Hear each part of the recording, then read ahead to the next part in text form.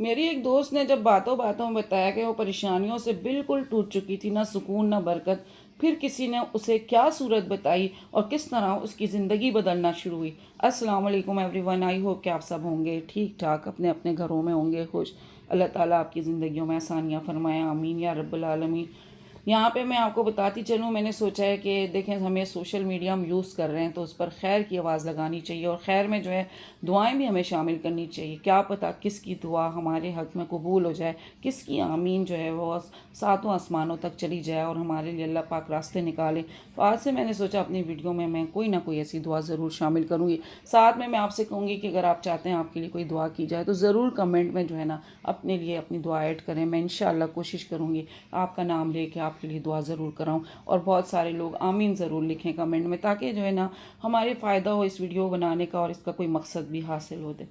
یہاں پہ جو ہے میں آج آپ کے ساتھ شیئر کرنے لگی ہوں سورۃ الفاتحہ کے بارے میں۔ نے آپ کے ساتھ درود شریف کے بارے میں، استغفار کے بارے میں، دعا کے بارے میں بہت ساری چیزیں شیئر کی اور آپ نے اس کو بہت پسند کیا، لیکن آج میں نے سوچا کیوں نہ میں آج اپنی ویک کا سٹارٹ کرتی ہوں سورۃ الفاتحہ سے، اور سورۃ الفاتحہ سے ریلیٹ میں یہاں پہ کچھ روایت بھی انشاءاللہ شیئر کروں گی، اور ساتھ میں جو ہے میں آپ کے ساتھ شیئر کرنے لگی ہوں اپنی ایک قریبی دوست کا، کہ اس نے بتایا کہ اس کے ساتھ ظاہر زندگی میں جب آپ کسی کے ساتھ اٹھتے ہیں بیٹھتے ہیں بہت ساری چیزیں چل رہی ہوتی ہیں۔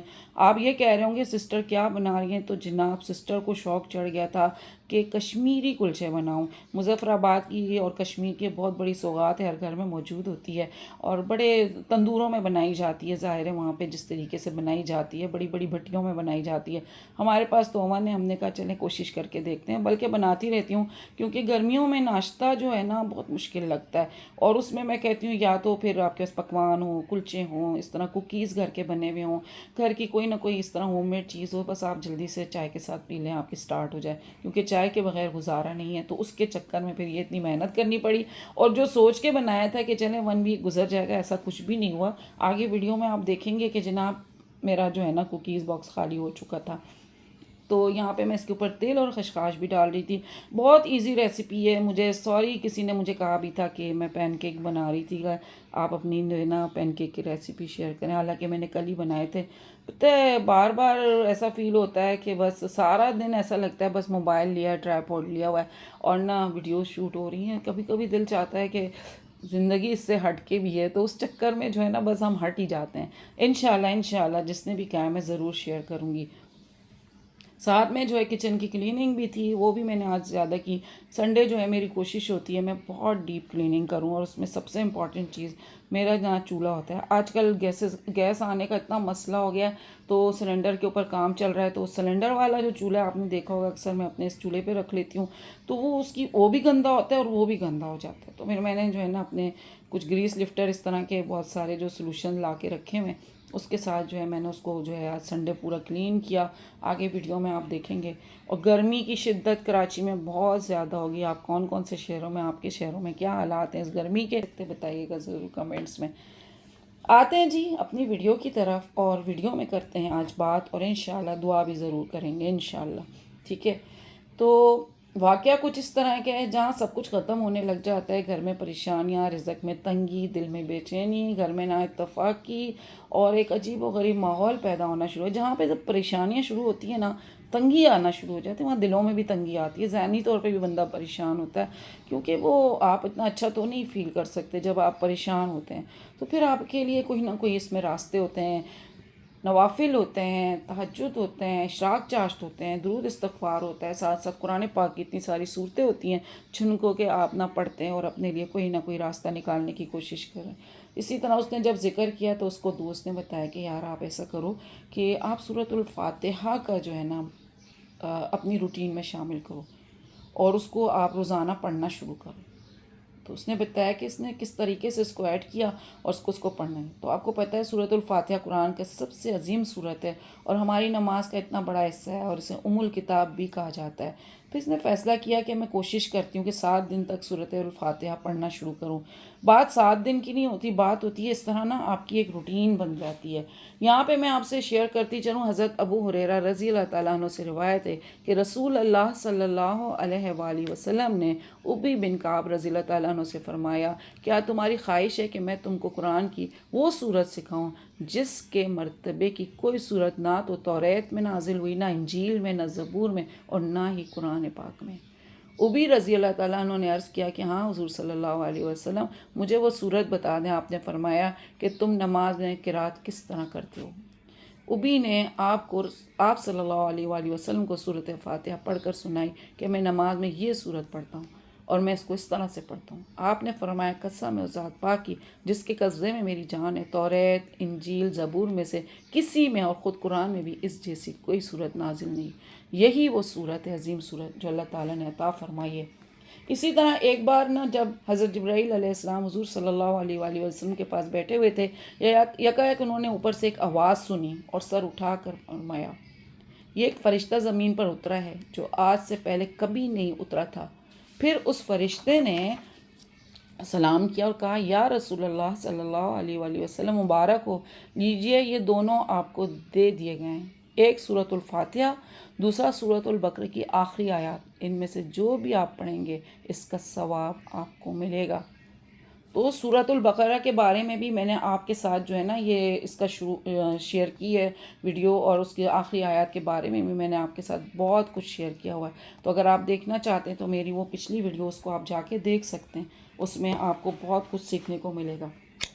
تو پھر یہاں پہ جس طرح سے اس نے جو ہے نا اپنی روٹین شروع کی اور اس نے اس کو پڑھنا شروع کیا، اور 7 دن کے لیے اس نے اپنی سیٹنگ بنائی۔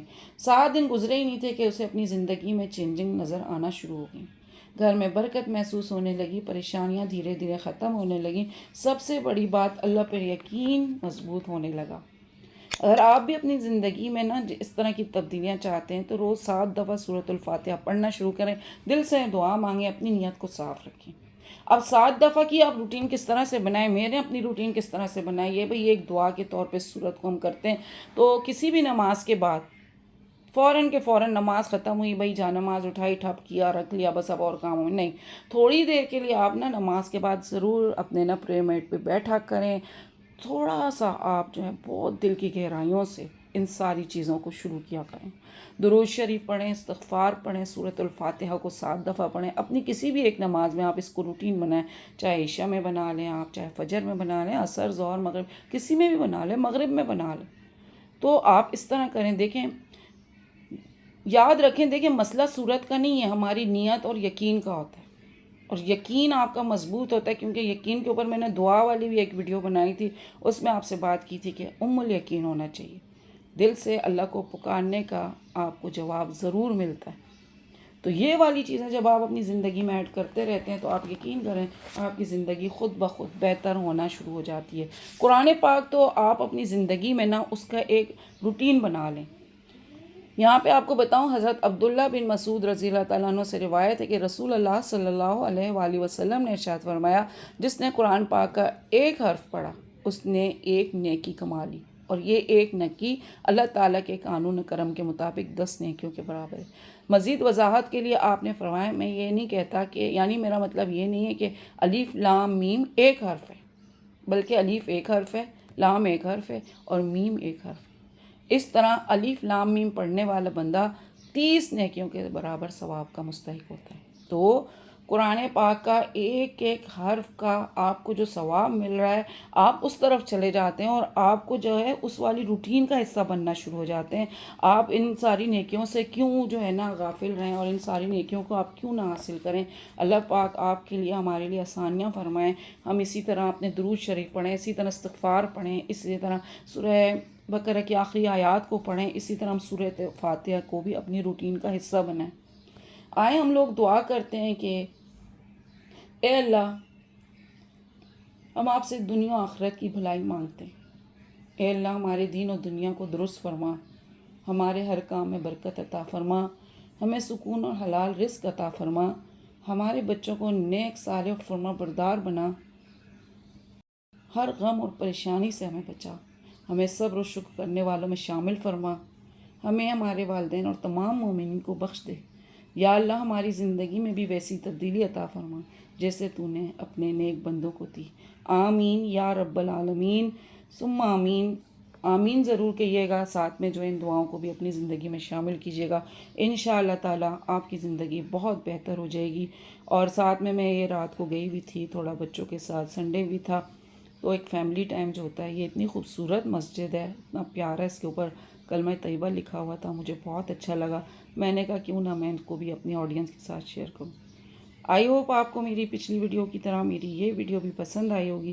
ویڈیو پسند آئے لائک کریں، شیئر کریں، سبسکرائب کریں اور دیں مجھے اجازت. ملتی ہوں میں آپ کے ساتھ کسی اچھی اور نئی ویڈیو میں. ٹل دین فی امان اللہ.